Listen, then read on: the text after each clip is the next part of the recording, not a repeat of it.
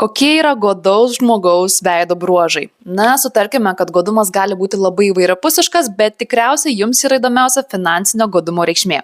Taigi, patys svarbiausia bruožą reikėtų išskirti nosies galiuko keliaujantį žemyn, ypač jeigu pati nosis yra su kuprele. Na, tokia nosis primena paukščio snapą.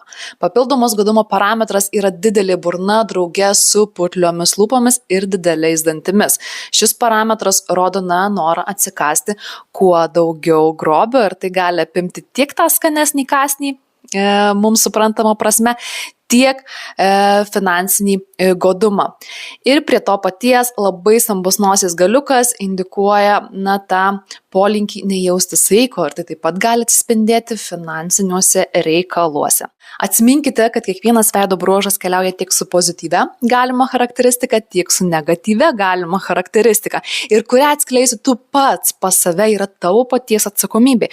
Tik kai žinai, kas tavyje per potencialas yra, tu gali daug lengviau paimti visą tai į savo rankas, tiesa. Susitikime tėveidas.lt, jeigu domina sužinoti, ką rodo tavo veido visi bruožai, veido visuma bei kitos detalės tavyje tavo gimimo datoje.